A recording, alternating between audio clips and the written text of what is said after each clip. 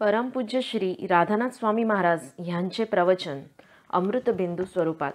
शीर्षक आहे मधमाशीसारखे होऊ नका. ओम नमो भगवते वासुदेवाय.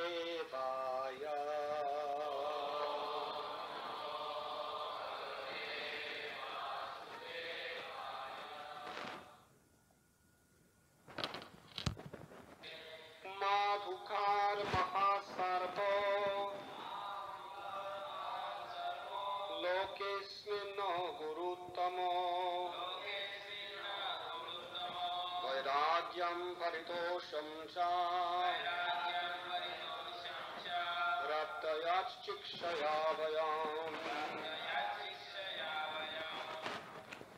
The bee and the python are two excellent. मधमाशी आणि अजगर हे दोघेही आमचे श्रेष्ठ उपदेशक आणि आध्यात्मिक गुरु आहेत. कारण केवळ अल्पशा प्राप्तीने कसे संतुष्ट राहावे आणि एकाच ठिकाणी कसा निवास करावा हे त्यांनी आम्हास शिकवले. विराग सार्वकामेभ्य शिक्षितो मे मधुव्रतात् कृच्छ्राप्तं मधुराद्भुतं हत्वाप्यन्यो हरिपतिम्. From the bumblebee I have learned to be unattached to the accumulating of money. धनसंग्रह करण्याच्या वृत्तीपासून कसे विरक्त व्हावे हे मी मधमाशीपासून शिकलो. कारण धन जरी मधासारखे मधुर असले तरी कोणीही धनवान स्वामीची हत्या करून धन हिरावून घेऊ शकतो. तात्पर्य AC भक्तिवेदांत स्वामी प्रभुपादद्वारा. मधमाशा जेव्हा पोळ्यामध्ये मध साठवितात तेव्हा इतर लोक तो मध बळेच हिरावून नेतात. म्हणून धनसंग्रह करणाऱ्या मनुष्याने हे जाणून घेतले पाहिजे की आपल्याला शासनाचा आणि चोरांचा त्रास होऊ शकतो अथवा शत्रूद्वारे आपली हत्या देखील होऊ शकते. असे म्हटले जाते की विशेषतः या कलियुगामध्ये शासन नागरिकांच्या संपत्तीचे रक्षण करण्याऐवजी बलपूर्वक ती संपत्तीच हिरावून घेईल. यास्तव आपण धनसंग्रह करू नये असा निश्चय त्या विद्वान ब्राह्मण श्रेष्ठांनी घेतला होता. मनुष्याने अगदी अत्यावश्यक तितकेच धन स्वतःजवळ ठेवावे. त्याने मोठ्या प्रमाणात धनसंचय करण्याची मुळीच आवश्यकता नाही. कारण चोरांकडून वा शासनांकडून त्याचे धन लुटले जाण्याचे भय असते. मी मागील काही भाषांतर वाचतो. ते महात्मा ब्राह्मण पुढे म्हणाले, इंद्रियांच्या आहारी गेलेल्या धनाढ्य मनुष्याला धनप्राप्तीचा अनावर लोभ झालेला असतो.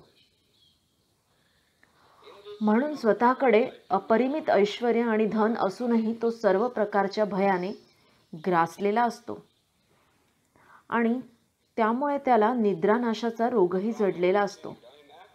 हे मी नित्यच पाहत असतो.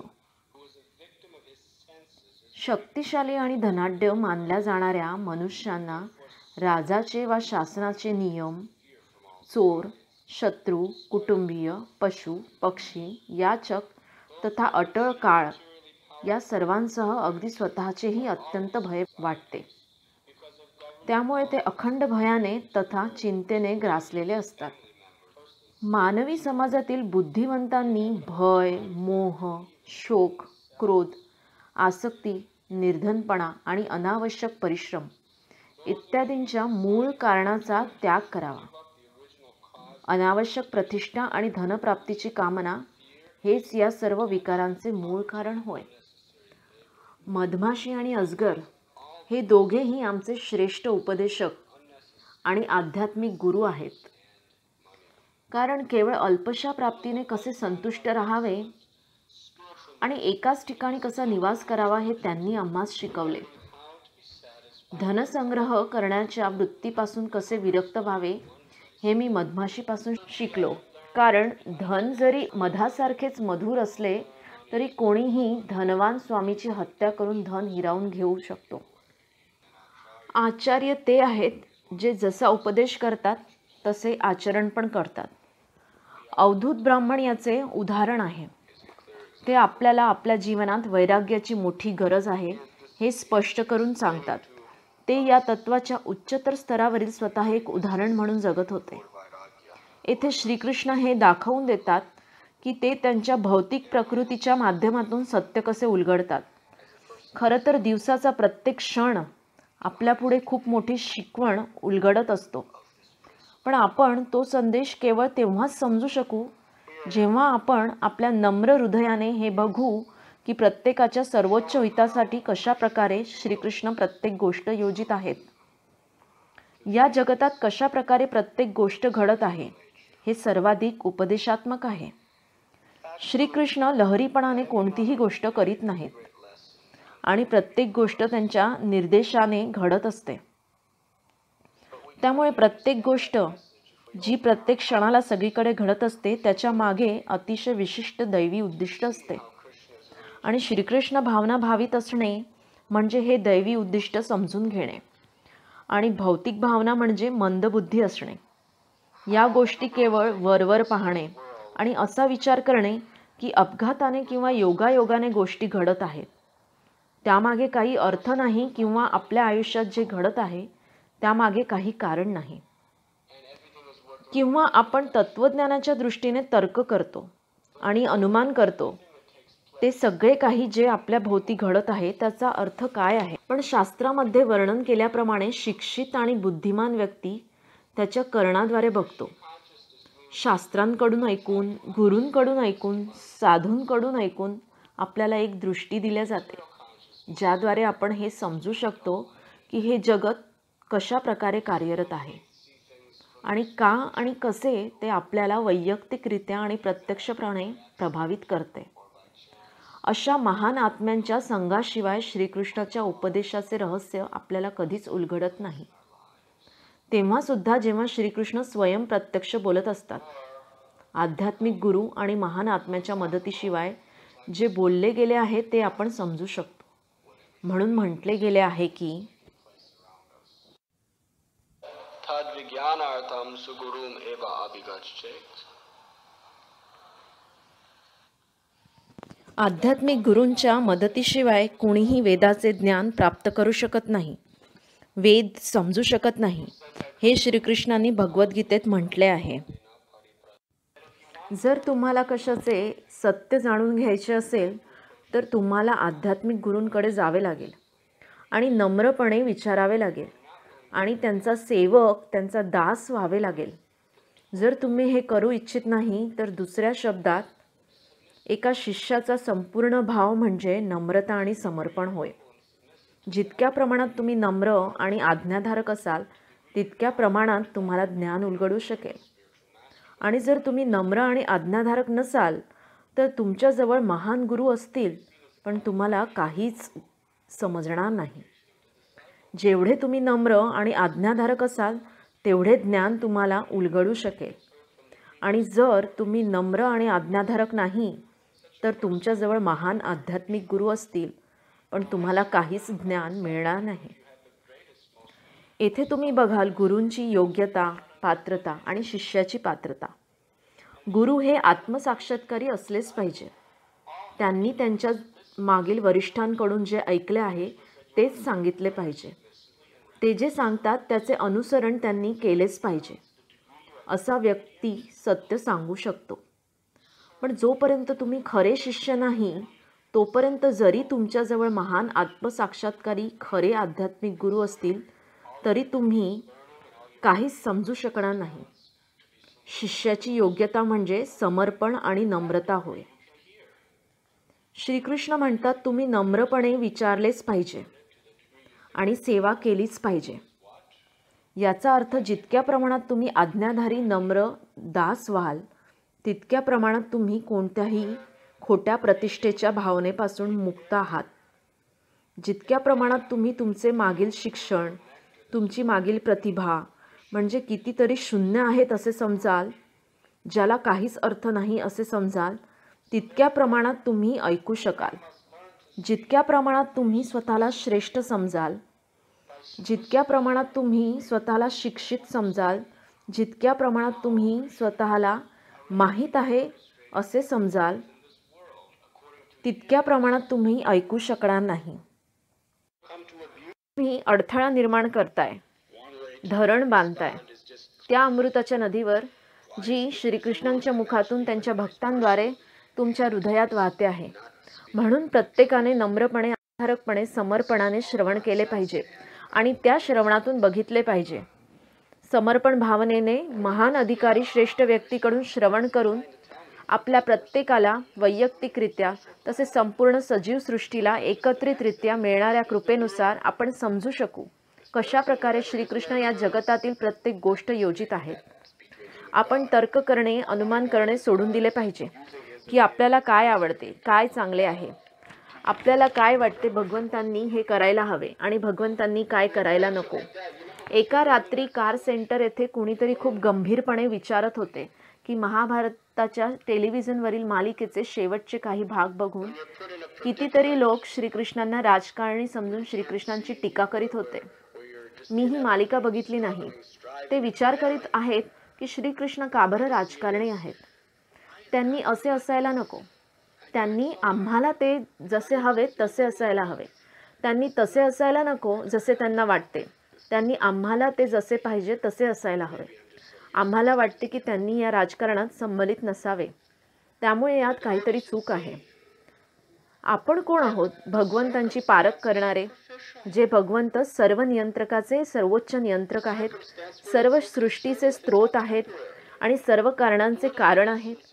आपण कोण आहोत आपल्या इवल्याशा मेंदूने, इवल्याशा सूक्ष्मबद्ध इंद्रियांनी मूल्यांकन करणारे की कशा प्रकारे भगवंतांनी या विश्वाच्या घडामोडीचे उत्कृष्ट व्यवस्थापन केले पाहिजे. आपल्याला केवळ नम्रपणे विचारणा करायची आहे की कशा प्रकारे भगवंत, कशा प्रकारे श्रीकृष्ण सर्वोच्च आहेत. ते का करीत आहेत जे ते करीत आहेत हे कदाचित आपल्या कल्पनातीत असेल, पण सरते शेवटी आपण हे स्वीकारलेच पाहिजे की भगवंत हे सर्वोच्च नियंत्रक आहेत आणि आपण नेहमी त्यांच्या अधीन आहोत, त्यांच्या नियंत्रणाखाली आहोत. ते स्वामी आहेत, आपण त्यांचे दास आहोत आणि सर्व काही जे ते करतात ते चांगलेच करतात. सगळे काही ते जे करतात ते अगदी योग्य असते, उत्कृष्टच असते आणि सर्व काही त्यांच्या निर्देशाखाली घडत आहे आणि ते असे घडते की ते सगळे त्यांच्या निर्देशानुसार घडते. Om Purnamada Purnamidam Purnat Purnamudachyate. Everything is all perfect. सर्व काही उत्कृष्ट आहे. अधिकाधिक इंद्रिय तृप्ती प्राप्त करण्याच्या प्रक्रियेत देहात्मबुद्धीमुळे आणि अधिकाधिक धनसंचय आणि या जगात प्रतिष्ठा प्राप्त करण्याचा प्रयत्न करीत असल्यामुळे या प्रक्रियेमुळे आपण गोंधळतो आणि आपण भगवंतांचे प्रत्येक ठिकाणी, प्रत्येक बाबतीतील सुयोग्य व्यवस्थापन आपणास समजू शकत नाही. त्यामुळे श्रीकृष्ण हे इतके अप्रतिम आहेत की ते भौतिक जगतात प्रत्येक पावलावर आत्म्याला केवळ निर्देश देत असतात की इंद्रिय तृप्तीसाठी भ्रामक संघर्ष सोडून द्या आणि श्रीकृष्णांना शरण जा. जर केवळ नम्रपणे आपण हे ऐकले आणि जे ऐकले ते आपल्या जीवनाप्रतीच्या दृष्टिकोनाला लागू केले तर तुम्ही बघाल प्रत्येक बाबतीत, तुम्ही शहरात असू द्या की गावात, प्रत्येक ध्वनी, प्रत्येक कृती जी घडत आहे ती तुम्हाला आठवण करून देत आहे की श्रीकृष्णांना शरण जा. आठवण करून देत आहे की या भौतिक जगतात सुख नाही. त्यामुळे तो महान आत्मा, त्याला कदाचित एकच गुरु आहे, पण ते त्यांचे गुरु काय सांगतात ते ऐकतात आणि त्यांचे गुरु या अस्तित्वात प्रत्येक गोष्टीतून ते काय कार्य करीत आहेत ते पाहतात. आणि हे सत्य आहे, श्रीकृष्ण हे जगद्गुरू आहेत आणि ते आध्यात्मिक गुरूंशी बोलत आहेत आपल्याला निर्देश देण्यासाठी. पण ते जगद्गुरू जे आपल्या आध्यात्मिक गुरु महाराजांशी बोलत आहेत ते प्रत्येक गोष्टीतून, प्रत्येक ठिकाणी बोलत आहेत. आणि जर आपण केवळ आपल्या गुरूंचे शब्द नम्रपणे ऐकले आणि त्यांचा निर्देशाचे पुष्टीकरण बघितले तर तुम्हाला गुरूंच्या बोलण्याचे पुष्टीकरण तुमच्या जीवनाच्या प्रत्येक क्षणाला तुम्हाला बघायला मिळेल. जेव्हा तुमच्याकडे ही दृष्टी आहे तेव्हा खरं तर आयुष्य सर्वाधिक रोमांचक, सर्वाधिक गतिशील, गतिमान आणि उत्कंठापूर्ण आहे, साहसी आहे. सगळे काही जे तुमच्या आयुष्यात घडते तुम्ही जर ते तात्विक दृष्टीने बघितले तर ते केवळ आपली श्रद्धा वृद्धिंगत करते आणि आपली भक्ती वृद्धिंगत करते. आणि भक्तांनी अशा प्रकारे पाहायला हवे. आपण श्रीकृष्णांना सगळीकडे आणि सर्व गोष्टीत बघितले पाहिजे. आपण सगळीकडे आणि सगळ्या गोष्टीत श्रीकृष्णांचा आवाज ऐकायला हवा. आणि हे शक्य आहे जर तुम्ही थोडे नम्र असाल आणि तुम्ही सगळ्या गोष्टीत सगळीकडे श्रीकृष्णांना बघत आहात तर. जेव्हा लोक आपल्याला अपशब्द बोलतात तर प्रतिक्रिया व्यक्त करायचा एक मार्ग आहे की केवळ का ते मला अपशब्द बोलत आहेत, का ते मला त्रास देत आहेत, मी खरं तर चांगला व्यक्ती आहे आणि ते सत्य बोलत नाहीत, हे सगळे निरर्थक आहे, मी इथून निघून जातो. किंवा दुसरा मार्ग आपण बघू शकतो की श्रीकृष्ण कशा प्रकारे ते मला या व्यक्तीद्वारे काही सांगण्याचा प्रयत्न करीत आहेत. त्यांची काही विशेष योजना आहे. हा केवळ योगायोग नाही, श्रीकृष्ण करता आहेत. या व्यक्तीचा काहीही उद्देश असू दे ज्यामुळे ते केवळ त्याच्या आणि भगवंतांच्या मध्ये नाही, जे सगळे मला माहीत आहे की भगवंत प्रेमाचे एक साधन म्हणून उपयोग करून त्या व्यक्तीद्वारे मला काहीतरी शिकवित आहेत. मी येथे काय शिकले पाहिजे. जर आपण अशा प्रकारे त्या प्रसंगाकडे बघितले तर आपल्याला माहीत आहे आपल्याला परिस्थितीतून किती शिकायला मिळेल. आपल्याला अमर्याद शिकवण मिळेल. जेव्हा आपण एखादा पेचा सापडतो जेथे आपण बघू शकत नाही, आपण केवळ अपरिहार्यपणे संघर्ष करतोय, प्रयत्न करतोय आणि अपयशी ठरतोय. एक मार्ग आहे याकडे बघण्याचा की का भगवंत असे करीत आहेत. मी इतका अथक प्रयत्न करतोय, मी आपल्या गुरु महाराजांना आनंद देण्याचा प्रयत्न करतोय, हे असे नाही मी सोडून देतो. हे असे असायला नको की मी निरुपयोगी आहे, मी हे कार्य सोडून देतो. पण भक्ताने हे बघायला हवे की परिस्थिती वरवर असते. आपला परिस्थितीशी इतका काही संबंध नाही, कारण परिस्थिती तात्पुरती आहे. पण परिस्थितीचा सार काय आहे.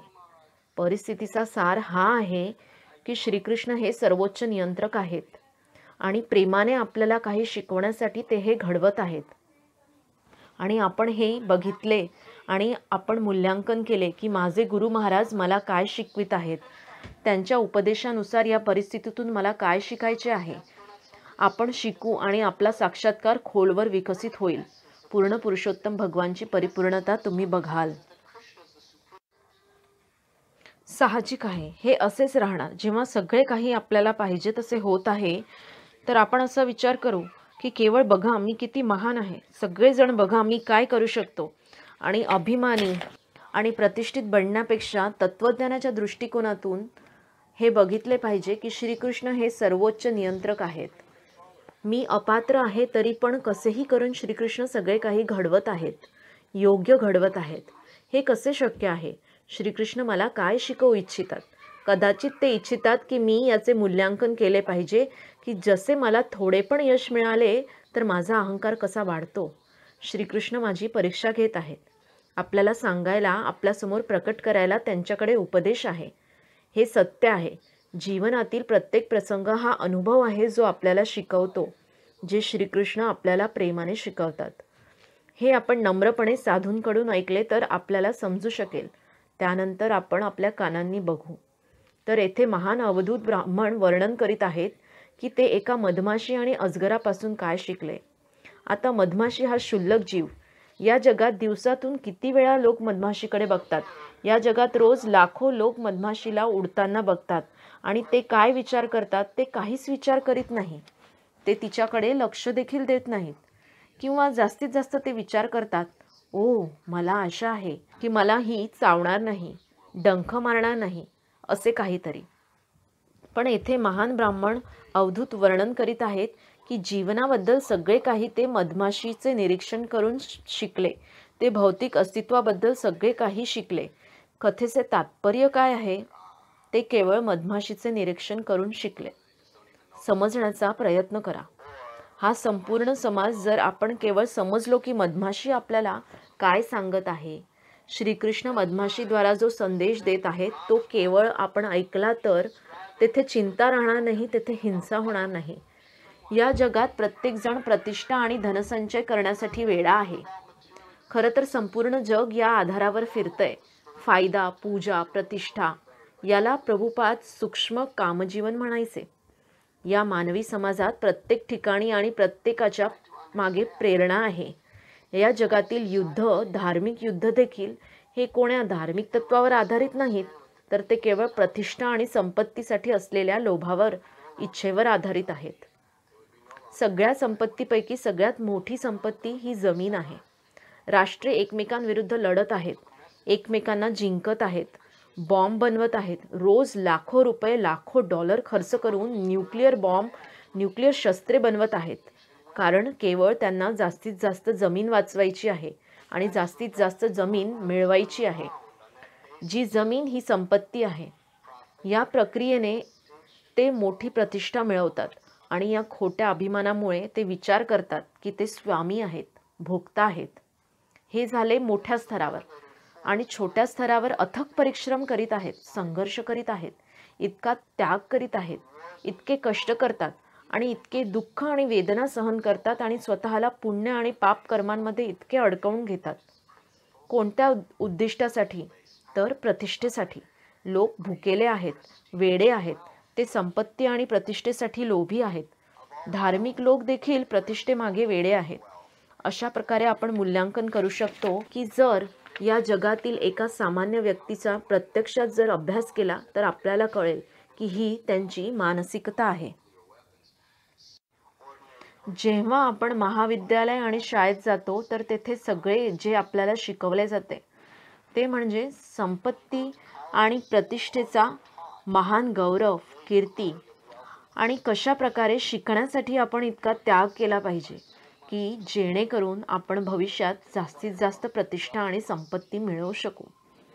तर मधमाशी जी इतकी क्षुल्लक जीव आहे, जास्तीत जास्त 1 इंच एवढी असेल ती एक मधमाशी आपल्याला सगळी माहिती देते, जी माहिती आपल्याला आवश्यक आहे. आपला बचाव वशीकरणाच्या गोंधळापासून, ज्याच्या वशीभूत इतिहासातील मोठमोठ्या विद्वानांपासून तर महान नायक आहेत, ते सगळे त्या शक्तीच्या वशीभूत आहेत. आणि जर त्यांनी केवळ मधमाशीचे ऐकले तर ते मुक्त होतील. कारण मधमाशी स्वतःच्या उदाहरणाने संपूर्ण मानव समाजाची अवस्था आणि त्या समाजाची निरर्थकता शिकवते. मधमाशी संपूर्ण दिवस बाहेर जाते. परागकण गोळा करण्यासाठी ती इतके अथक परिश्रम करते की ते परागकण घेते आणि त्याचे रूपांतर मधात करते आणि ती ते मध मधाच्या पोळ्यात ठेवते. सगळ्या मधमाशा एकत्र काम करतात, एका समाजाप्रमाणे, वैयक्तिकरित्या आणि एकत्र ते जास्तीत जास्त मध गोळा करतात. तुम्ही काही मधमाशांच्या पोळ्यांचा आकार बघितला आहे? किती मोठे असतात ते? कधी कधी ते 10 फूट उंच आणि 6 फूट रुंद असतात. मधमाशी दिवसभर केवळ कामच करत असते. प्रत्यक्षात दिवस आणि रात्र ती कामच करते. बाहेर जाणे, प्रत्यक्ष लहान लहान परागकण गोळा करणे आणि अथक परिश्रम करून ते परागकण मधामध्ये रूपांतरित करणे आणि ते मध चांगल्या प्रकारे साठवून ठेवणे. मधाचे संरक्षण करण्यासाठी, मध ताजे ठेवण्यासाठी मधमाशीचे पोळे हे वैज्ञानिकरित्या अतिशय सुंदर रचलेले उपकरण आहे. मानव आपल्या संपूर्ण आयुष्यात मध ठेवायला इतके सुंदर भांडे बनवू शकला नाही जसे मधमाशीने तिचे पोळे बनवले आहे. मधमाशी मेण तयार करते. त्या एकसारखे असलेले मधाचे कण चारी बाजूंनी मेणाच्या साहाय्याने बंद करते, जेणेकरून मध अगदी ताजे आणि शुद्ध राहील. त्या इतके अथक परिश्रम करून मध गोळा करतात, जास्तीत जास्त मध गोळा करतात. त्या मधमाशा त्यांच्या भविष्याचा विचार करतात, त्यांच्या सुखाचा, त्यांच्या स्वतःच्या कल्याणाचा, त्यांच्या कुटुंबाच्या कल्याणाचा आणि त्यांच्या भावी पिढींच्या कल्याणाचा विचार करतात. आणि त्यानंतर काय होते? मधमाशी पाळणारा माणूस येतो आणि सगळ्या मधमाशांना उडवून लावतो आणि सगळे मध घेतो आणि विकून टाकतो. मधमाशांचे आयुष्यभराचे अथक परिश्रम एका क्षणात मधमाशा पाळणारा माणूस घेऊन घेतो. तो मध चाखण्यात मधमाशी इतका आनंद घेतात, ते त्यांच्या आयुष्याचे अमृत आहे. आता ते सगळे गेले. येथे असे वर्णन येते की पैसे हे मधासारखे आहेत. पैसे हे मधासारखे आहेत कारण ते खूप मधुर आहेत.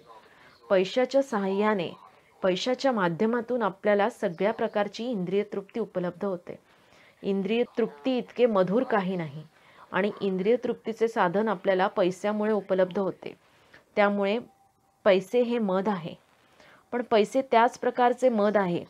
ज्या प्रकारे मधमाशीला मधप्रिय आहे, त्याचप्रमाणे आपण इतके कष्ट घेतो पैसे जमा करण्यासाठी.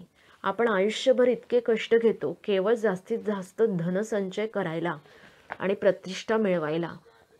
आपल्याला माहीत नाही की आज नाही तर उद्या सगळे काही जे आपण प्राप्त केले आहे हे काढून घेण्यात येणार आहे. कलियुगात याचे वर्णन आहे जे अतिशय स्पष्ट आहे. मृत्यू आपल्याला माहीत आहे की सगळे काही काढून घेणार आहे, पण आपल्या आयुष्यात आपण जितके होऊ शकेल तितके आपण ते जपण्याचा प्रयत्न करतो. शासनाचा मुख्य उद्देश हा आहे की निरपराध लोकांचे बदमाश आणि दरोडेखोरांपासून संरक्षण करणे.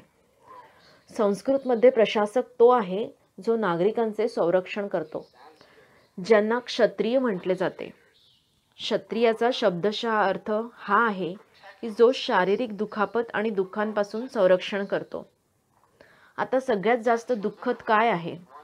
जेव्हा आपण काही गोष्टींशी खूप आसक्त असतो आणि ते आपल्याकडून हिरावून घेतल्या जाते. याहून मोठे दुःख नाही की आपण ज्याच्याशी आसक्त आहोत ते गमावणे. ज्याच्याप्रती आपल्याला खूप प्रेम आहे ते गमावणे. ते अतिशय दुःखद आहे. तर क्षत्रियांचा समाजातील मुख्य उद्देश हा आहे की निरपराध लोकांचे बदमाश आणि दरोडेखोरांपासून संरक्षण करणे, जे त्यांच्याकडून त्यांचे जीवन घेण्याचा प्रयत्न करीत आहेत, जे त्यांच्याकडून त्यांची संपत्ती घेण्याचा प्रयत्न करीत आहेत, जे त्यांच्याकडून त्यांची प्रतिष्ठा घेण्याचा प्रयत्न करीत आहेत. पण कलियुगात ते लोक ज्यांनी आपले संरक्षण करायला पाहिजे तेच मोठे निष्णात आणि मोठे निर्दयी दरोडेखोर आहेत. आपण इतके अथक परिश्रम करतो आणि आपण विचार करतो की शासन आपले घरफोडीपासून संरक्षण करेल, त्या लोकांपासून संरक्षण करेल जे येतात आणि आपली स्थावर जंगम मालमत्ता घेतात. पण शासन स्वतः त्याच्या कायद्यांद्वारे अक्षरशः आपल्या घरात येतात आणि ते आपली जास्तीत जास्त कमाई चोरतात. ते आपले सगळे काही घेतात. श्रीमद भागवतममध्ये वर्णन येते की कर आकारणी इतकी असह्य होईल की कलियुगाचा अंताला, खरं तर कलियुगाच्या प्रगतीमुळे लोक इतके शासनाला घाबरतील की शासनाला लुटारू दरोडेखोर समजतील आणि जंगलात पळून जातील, केवळ त्या लोकांपासून सुटका करायला ज्यांनी त्यांचे संरक्षण करायला पाहिजे होते, कारण त्यांच्या कर आकारणीच्या कायद्यांमुळे. आणि हे आज घडत आहे. जेव्हा भारतात मुघल साम्राज्य होते तेव्हा जर आपण त्यांच्या धर्मांचे पालन करत नसू तर काही कुख्यात सम्राट तुमच्यावर खूप भारी कर आकारत असत की तुम्हाला सक्तीने कारागृहात जावे लागे, तुम्ही सगळे गमावून बसत. अशा प्रकारे ते लाखो लोकांचे त्यांच्या धर्मात धर्मांतरण करीत असत. हे ते लोक होते ज्यांच्याकडून आपले संरक्षण अपेक्षित आहे. आणि हे आणखीन वाईट आणि त्रासदायक होत जाणार आहे. कधी कधी या सगळ्यांमध्ये थोडा आशेचा किरण दिसतो की आपण समजतो की आता लोक सकारात्मक होत आहेत, प्रोत्साहन देत आहेत. ते बर्लिनची भिंत तोडत आहेत. रोमानियामध्ये मुक्त निवडणुका होत आहेत आणि झेकोस्लोवाकियामध्ये निवडणुका होत आहेत. या सगळ्या जागा आणि इतरही जागा मुक्त व्यवसायासाठी खुल्या होत आहेत की जग हे चांगले होत आहे आणि जगातील सरकारे शासन उदारमतवादी बनत आहे. आणि हे सत्य आहे की कधी कधी जेव्हा आपण भयानक आजाराने आजारी असतो तर कधी कधी असे क्षण येतात की आपल्याला आराम वाटतो. तर या विशिष्ट वेळी असे दिसून येते की गोष्टी खूप चांगल्या आहेत. पण असा विचार करू नका की त्या चांगल्या होत जातील. आपण आपल्या कानांद्वारे गोष्टी बघितल्या पाहिजे आणि कान हे स्पष्ट करीत आहे की हे कलियुग आहे आणि कलियुगात सगळ्या गोष्टींचे जास्तीत जास्त पतन होणार आहे. आणि कलियुगातील मायेच्या संस्थांपैकी सर्वाधिक कट्टर आणि तीव्र आणि आसुरी दुष्ट मायेची संस्था म्हणजे शासन होय, जे सर्वसामान्यांचे इतके शोषण करेल की ते शासन सर्वसामान्यांचे अतिशय वाईट शत्रू होतील. आपण त्याला भांडवलशाही म्हणू शकतो किंवा साम्यवाद किंवा समाजवाद. ही सगळी केवळ नावे आहेत, पण त्या सगळ्यांमागचे ध्येय आहे इंद्रिय तृप्तीसाठी शोषण करणे. आणि त्यामुळे जरी असे स्पष्ट केले आहे की चैतन्य महाप्रभूंच्या कृपेने कलियुगात सुवर्णयुगाचा काळ आहे, पण तो सुवर्णयुगाचा काळ तेव्हाच खरा प्रभाव दाखवेल जेव्हा लोक आध्यात्मिक जीवन जगतील आणि पवित्र हरिनाम जप करतील. कलयुगाच्या प्रभावापासून स्वतःची सुरक्षा करण्याचा तो एकच मार्ग आहे. तर मधमाशा पाळणाऱ्या व्यक्तीप्रमाणेच मधमाशांना केवळ मधमाशांनी जास्तीत जास्त मध बनवत राहाव्या यासाठी केवळ त्यांना जास्तीत जास्त खाऊ घालत राहा, भरवत राहा. हे माहीत असून देखील की योग्य वेळ आली की मधमाशा पाळणारा व्यक्ती सगळे काही हिरावून घेईल. तर माया ही मधमाशा पाळणाऱ्या मोठ्या व्यक्तीसारखी आहे, जिच्याकडे संपूर्ण समाज आहे. काम करणाऱ्या मूर्ख व्यक्तींचा झुंड आहे, जे अधिकाधिक पैसे जमा करण्यासाठी काम करीत आहेत. हे माहीत असून देखील की योग्य वेळ आली की एक दिवस माया ते सगळे आपल्याकडून हिरावून घेईल. तर सर्वाधिक क्षुल्लक लहान मधमाशीपासून आपण जीवनाबद्दल कितीतरी शिकू शकतो. आणि अजगर तो उदाहरण देतो की कशा प्रकारे अजगर हा केवळ एका जागेवर बसून असतो. तो अगदी मधमाशांच्या विरुद्ध आहे. तो केवळ एका जागेवर बसून असतो आणि सगळे काही त्याला पुरविले जाते. त्याला काही करावे लागत नाही, कारण तो साधे जीवन जगण्याची इच्छा करतो. कारण त्याच्या बाह्य ऐशो आरामाशी काही संबंध नसतो. तो खूप शांतपणे जगू शकतो. जितक्या प्रमाणात आपण विलासी जीवनशैलीशी आसक्त असू, तितक्या प्रमाणात आपण चिंतित राहू आणि भयभीत राहू. पण अजगराला कशाची भीती नाही. का? कारण गमावण्यासाठी त्याच्याकडे काहीच नाही. जर गमावण्यासाठी आपल्याकडे काहीच नाही तर आपल्याला कशाची भीती वाटणार? सगळेजण का नाही संन्यासी बनत आणि जंगलात राहत? याची गरज नाही. आपण हे तत्व बघितले तर गमावण्यासाठी काहीच नसणे म्हणजे कशाचीही भीती नाही याचा अर्थ असा नाही की आपल्याजवळ जे आहे ते सगळे सोडून देणे. आपल्याला सोडायचे आहे ते खोटा मालकी हक्क. जरी आपण खूप प्रतिष्ठित आहोत आणि आपण खूप श्रीमंत व्यक्ती आहोत, जर आपण महान साधूंकडून ऐकून हे स्पष्टपणे समजलो की माझे काहीच नाही, सगळे काही श्रीकृष्णांचे आहे, ही सगळी श्रीकृष्णांची संपत्ती आहे, ही सगळी त्यांची शक्ती आहे, त्यानंतर आपल्याजवळ लाखो रुपये असतील पण आपल्याजवळ गमावण्यासाठी काहीच नाही, कारण आपण कशावरच हक्क दाखवत नाही.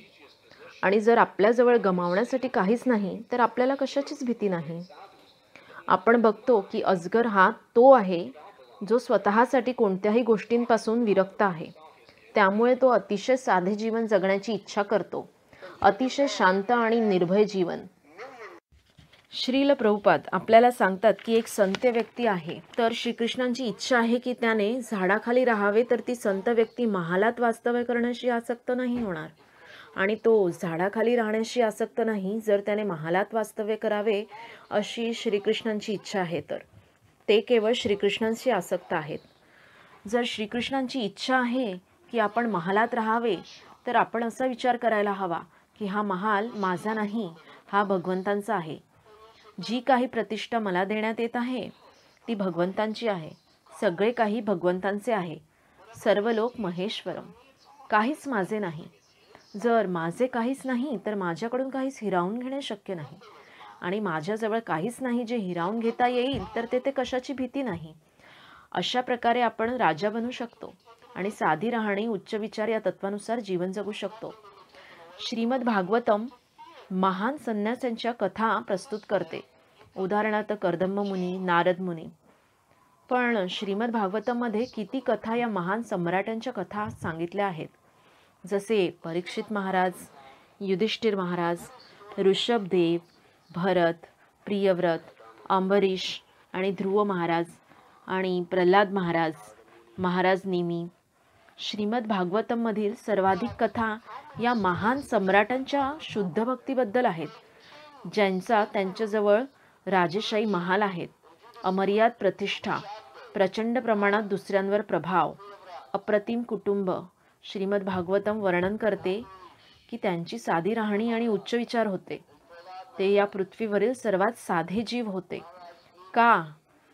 कारण त्यांच्या हृदयात त्यांनी कशावरच मालकी हक्क सांगितला नव्हता. साधी राहणी उच्च विचार म्हणजे तुम्ही जमिनीच्या लहान तुकड्यावर राहू शकता गायीसोबत आणि थोडेसे धान्य उगवू शकता. अशा प्रकारे तुमच्या कुटुंबाचा उदरनिर्वाह करू शकता आणि जास्तीत जास्त वेळ कीर्तन करण्यात, शास्त्र वाचण्यात, साधुसंग घेण्यात करणे ही साधी राहणी उच्च विचार असणे आहे. जंगलात राहणे किंवा पवित्र तीर्थस्थानी राहणे जसे वृंदावन, मथुरा, अयोध्या, जगन्नाथपुरी धाम, केवळ तपस्या करणे आणि चपातीची भिक्षा मागणे. माधुकरी ते सुद्धा आपल्या जास्तीत जास्त वेळ श्रवण, हरिनाम जप, भगवंतांच्या महिमा गानात काढणे आणि शरीराला कमीत कमी आवश्यक त्या सोयींचा स्वीकार करणे ते देखील साधी राहणी उच्च विचार आहे. पण भागवतम देखील अशा राजा महाराजांचे, सम्राटांचे वर्णन करते जे महालात त्यांच्या शाही कुटुंबासोबत राहतात आणि राजेशाही सभा आणि त्यांच्याजवळ अविश्वसनीय संपत्ती असते आणि ते कसे जीवन जगतात. अगदी साधे जीवन जगतात ते. साधी राहणी उच्च विचार हे तत्त्व त्या सम्राटांच्या आयुष्यात तितकेच प्रकट होते जितके ते संन्यासीच्या आयुष्यात प्रकट होते. का? कारण संन्यास म्हणजे केवळ काहीच नसणे नव्हे. कारण तेथे रस्त्यावर गरीब लोक आहेत, रस्त्यावर भिकारी आहेत जे त्यांच्या छोट्याशा ब्लँकेटशी, त्यांच्या घोंगडीशी आसक्त असतात. आणि कारण ते त्यांच्या लहान ब्लँकेटशी, त्यांच्या घोंगडीशी आसक्त असतात, ते साधे जीवन जगत नाहीत. ते खूप गुंतागुंतीचे जीवन जगत आहेत. ते सतत या भयाखाली आहेत की कोणी त्यांचे ब्लँकेट, त्यांची घोंगडी तर चोरेल नाही ना. बरोबर आहे ना. आणि भिकाऱ्यांमध्ये आपापसात तो प्रतिष्ठेचा विषय आहे की तुझ्यापेक्षा माझ्याजवळ चांगली घोंगडी आहे, चांगले ब्लँकेट आहे. तर साधी राहणी उच्च विचार, जरी तुम्ही अगदी गरीब आहात याचा अर्थ असा नाही की तुमची राहणी साधी आणि विचार उच्च आहेत.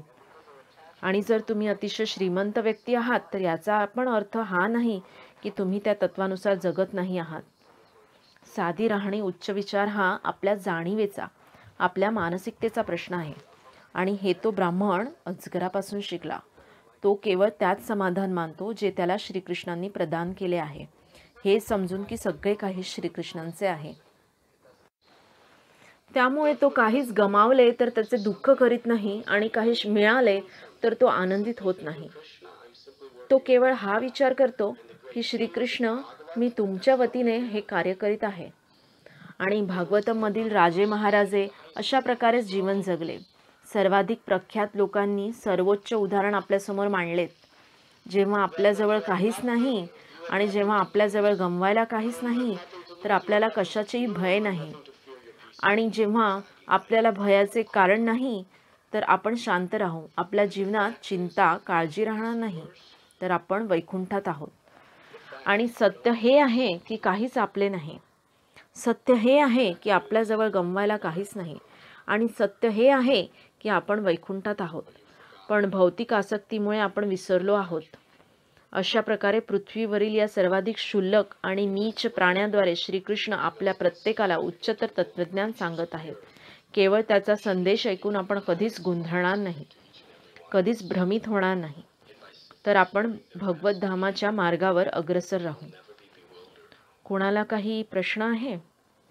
प्रश्न: आपल्या मालकीचे काहीच नाही, पण त्याच वेळी आपल्याजवळ काही आहे जे आपण श्रीकृष्णांच्या सेवेत रुजू करू इच्छितो आणि त्याची सुरक्षा आपल्याला करायची असते. आणि सुरक्षा करताना ते गमवायचे भय निर्माण होते. तर कशा प्रकारे आपण वैकुंठात आहोत?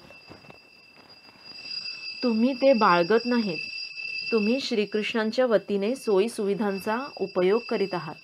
हे तुमचे कर्तव्य आहे की श्रीकृष्णांनी जे तुम्हाला दिले आहे त्याची काळजी घेणे. जर तुम्ही श्रीकृष्णांसाठी कशाचा बचाव करीत आहात तर ते भय नाही आहे. का बरं ते भय नाही आहे? कारण तुम्ही असा विचार नाही करत आहात की तुम्ही तुमचे इंद्रिय तृप्तीचे साधन गमवाल. तुम्ही भक्तीचा विचार करीत आहात. भक्ती श्रीकृष्णांची, भक्ती भक्तांची, श्रीकृष्णांची भक्ती. त्यामुळे त्या प्रकारचा बचाव तुमच्या कृष्ण भावनेचे पोषण करते. पण जर आपण त्याचा बचाव आपल्या इंद्रिय तृप्तीसाठी करीत असू तर ते केवळ आपले ध्यान कृष्ण भावनामृतापासून दूर नेईल. आणि तुम्हाला कळेल जेव्हा आपण हे श्रीकृष्णांसाठी करीत आहोत तर तुम्ही निर्भय व्हाल. पण जसे तुम्ही ते तुमच्या इंद्रिय तृप्तीसाठी कराल तर तुम्ही भयभीत व्हाल. तुम्ही बघाल, जर तुम्ही खरंच प्रामाणिकपणे विचार करीत आहात की मी याचा बचाव, याचे संरक्षण श्रीकृष्णांसाठी करतोय, तर तुम्ही निर्भय व्हाल.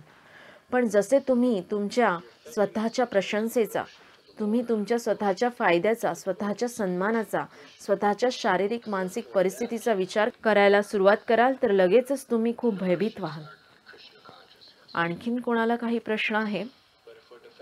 नक्की सगळे काही कसे प्रकट झाले? श्रीकृष्ण वेळ आली की सगळे प्रकट करतील. इतिहासात हे नेहमी घडले आहे. निर्मितीच्या सुरुवातीपासून देवता आणि असुरांमध्ये युद्ध होत आले आहे. बरोबर आहे ना? भगवंत नेहमी त्यांच्या भक्तांचे रक्षण करतात. सतयुगात देखील जेव्हा देवता आणि असुरांचे युद्ध झाले होते, तर कलियुगाबद्दल काय बोलणे. पण तुम्ही बघाल, कलियुगात सर्वसामान्य जनता ही आसुरी प्रवृत्तीची असेल. जसजसे कलियुग प्रगती करेल आणि उत्तरोत्तर भक्तांची संख्या अतिशय कमी होत जाईल. असे वर्णन केले आहे की कलियुगाच्या शेवटी भक्तांना जंगलात जाऊन राहावे लागेल. लोक त्यांची शिकार करत असतील. त्यांना त्या स्थितीत खाण्यासाठी ते त्यांच्या स्वतःला बचावण्याच्या प्रयत्नात हताश होतील, लाचार होतील. जे काही ते करू शकतील ते म्हणजे हरिनामाचा जप. आणि कलियुगाच्या शेवटी, कारण भक्त हे अशा असहाय्य स्थितीत असतील, भगवंत स्वतः त्यांच्या हरिनाम जपाला प्रतिसाद देतील आणि कल्की अवतारात येतील आणि त्यांना स्वतःला यावे लागेल असुरांचा नाश करायला. तेव्हा पृथ्वीवरील संपूर्ण लोक असुरी असतील. असुर इतके शक्तिशाली होतील की भक्तांना स्वतःचा बचाव करण्याची संधी देखील मिळणार नाही. ते पूर्णतः श्रीकृष्णांवर अवलंबून असतील. जसे नेहमी श्रीकृष्ण त्यांच्या भक्तांना वाचवण्यासाठी येतात. प्रत्येक परिस्थितीत जेव्हा आपण श्रीकृष्णांचा आश्रय घेतो, श्रीकृष्ण आपली रक्षा करतात. असे कधीच झाले नाही की श्रीकृष्णांच्या भक्तांनी त्यांचा धावा घेतला आणि श्रीकृष्णांनी त्यांच्या भक्तांची रक्षा केली नाही. ते कशा प्रकारे भक्तांची रक्षा करतात ते कधीकधी आपल्या भौतिक डोळ्यांनी आपण कदाचित सहज समजू शकत नाही. पण उच्च स्तरावर आपण समजू शकतो की श्रीकृष्ण निश्चित त्यांच्या भक्तांना वाचवायला येतात. ते कधीच त्यांच्या भक्तांच्या धावेकडे, त्यांच्या प्रार्थनेकडे दुर्लक्ष करीत नाहीत. पण तुमच्या प्रश्नांनुसार धर्म आणि अधर्मामधील युद्ध जे नेहमी होत आले आहे आणि होत राहणार आहे. पण तुम्ही बघाल, भौतिक जगतातील 3 गुणांमुळे कधीकधी असुर जास्त शक्तिशाली असतील आणि कधीकधी भक्त जास्त शक्तिशाली असतील. शारीरिकदृष्ट्या जेव्हा वातावरणात तमोगुण आणि रजोगुण शक्तिशाली असतील तर त्यापासून असुर शक्ती प्राप्त करतात आणि धार्मिक लोक सत्वगुणापासून शक्ती प्राप्त करतात. देवता आणि असुरांमध्ये हा संघर्ष नेहमीच चालू असतो. जसे जेव्हा सत्वगुण प्रबल असतो तर देवता जिंकतात. जेव्हा रजोगुण आणि तमोगुण प्रबल असतील तर असुर जिंकतात. तेथे नेहमी संघर्ष असतो. या जगतात नेहमी त्रिगुणांमध्ये युद्ध चालू असते. पण भक्त, शुद्ध भक्त जे धर्माच्या परे असतात, म्हणजे अर्थ, काम, मोक्ष या पलीकडे असतात, ते दैवी असतात, पारलौकिक असतात. ते भौतिक जगातील 3 गुणांच्या परे असतात. ते केवळ सगळ्या परिस्थितीत श्रीकृष्णांना पुकारत असतात. त्यांच्यासाठी खरे तर जय आणि पराजयाचा प्रश्नच नसतो. ते जीवनातील प्रत्येक परिस्थितीत नेहमी विजयीच असतात. ते नेहमी विजयी असतात कारण काहीही घडले तरी भगवत धामात परत जातात. ऐतिहासिक दृष्टीने हिरण्यकश्यपू राजकारणी नव्हता का? तो राजा होता, नाही का? त्याने प्रल्हाद महाराजांचा किती छळ केला. ते जितका जास्त प्रल्हाद महाराजांचा छळ करीत होते, शेवटी ते तितकेच अधिक प्रसिद्ध झाले, महान झाले. जीसस ख्राइस्ट त्यांचा कोणी छळ केला होता? त्यांना मृत्यूदंड देण्यात आला होता राजकारण्यांकडून, गव्हर्नरकडून. त्यांचा छळ आणि त्यांचे देहदंडाने त्यांना संपूर्ण जगात प्रसिद्ध केले. ख्रिश्चन लोकांचे चिन्ह काय आहे तर क्रॉस फुली, ज्याचा अर्थ छळ आहे. आणि हरिदास ठाकूर ते सरकारी पुढारी नव्हते का त्यांचा छळ करणारे? इतकेच नव्हे तर चैतन्य महाप्रभू आणि त्यांच्या सहकार्यांचा चांद काझी छळ करीत होता. ती खूप गंभीर बाब होती. आपण कल्पना करू शकत नाही भक्त किती भयभीत होते जर ते पूर्णपणे भगवंतांवर अवलंबून नसते तर. कारण त्या दिवसांमध्ये जर तुम्ही इतिहास वाचला असेल तर मुघल सम्राट इतके क्रूर होते की जे लोक त्यांच्या आदेशाचे पालन करीत नव्हते, जे त्यांच्या धर्माचे पालन करीत नव्हते, त्यांची कत्तल केले जात असे. चैतन्य महाप्रभूंच्या अनुयायांना जर त्यांनी संकीर्तन करून शांतता भंग केली तर त्यांची कत्तल करण्याची, त्यांना तुरुंगात टाकण्याची धमकी देण्यात आली होती. ही काही चेष्टा नाही. कारण त्यांच्या अवतीभोवती लोकांची कत्तल होत होती. त्यांना तुरुंगात टाकण्यात येत होते जन्मभरासाठी. जर छोटीशी पूजा केली तर संकीर्तनबद्दल काय बोलावे. ते आले, त्यांनी मृदंग तोडले आणि त्यांनी धमकी दिली की हे परत झाले तर बघा. भक्तांना माहीत होते की ते लोक गंभीर होते. पण चैतन्य महाप्रभू म्हणाले, नाही, तुम्ही केवळ बाहेर जा आणि संकीर्तन करा, काळजी करू नका, श्रीकृष्ण आपल्याला वाचवतील. ते सगळे गेले, पण ते खूप घाबरलेले होते. त्यामुळे चैतन्य महाप्रभूंनी ठरविले की ते स्वतः त्यांना संकीर्तन करायला नेतील आणि त्यांनी संपूर्ण शासनाला पराभूत केले आणि भक्तांना वाचवले. तुम्ही बघितले असेल की भक्तांचा नेहमी वेळोवेळी छळ झाला आहे, पण भगवंत नेहमी त्यांच्या भक्तांना वाचवायला येतात. जर भक्त श्रीकृष्णांकडे आश्रयासाठी गेले तर असे भगवंत वचन देतात की मी तुम्हाला वाचवेल. त्यांच्या भक्तांना दिलेले वचन ते कधीच तोडत नाही. ते अर्जुनाला म्हणाले,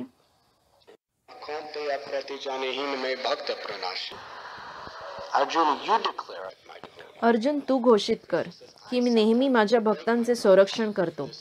श्रीकृष्ण म्हणाले, कधी कधी माझ्या भक्तांची सेवा करताना मी माझे वचन तोडतो, पण माझे भक्त त्यांचे वचन तोडत आहेत हे मी कधीच बघू शकत नाही. श्रीकृष्णाने त्यांचे स्वतःचे वचन तोडले केवळ यासाठी की भीष्मांना त्यांचे वचन तोडावे लागू नये.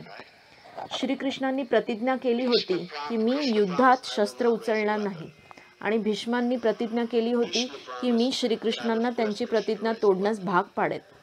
तर काय झाले? श्रीकृष्णांनी शस्त्र उचलले. श्रीकृष्ण शस्त्र उचलतात केवळ भीष्माची प्रतिज्ञा खोटी ठरू नये म्हणून. त्यांच्या स्वतःच्या शब्दांपेक्षा त्यांना त्यांच्या भक्तांचे शब्द अमूल्य आहेत. त्यामुळे संपूर्ण भगवद्गीतेत श्रीकृष्ण कितीतरी वेळा त्यांनी सांगितले की मी माझ्या भक्तांचे रक्षण करेन. पण त्यानंतर त्यांनी अर्जुनाला सांगितले की तू घोषित कर की तू वचन दे, कारण जर अर्जुन तू वचन दिले तर प्रत्येकाला हे कळेल की मी ते वचन तुटू देणार नाही. आणि ते वचन आहे की अर्जुन तू घोषित कर की माझ्या भक्तांचा कधीच नाश होणार नाही.